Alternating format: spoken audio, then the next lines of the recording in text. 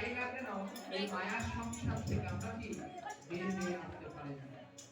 আজকে হাজারো চেষ্টা করছি, করি না কেন, তারপরে আমরা ঠিক টাইমে যথেষ্ট টাইমে আসতে পারছি না।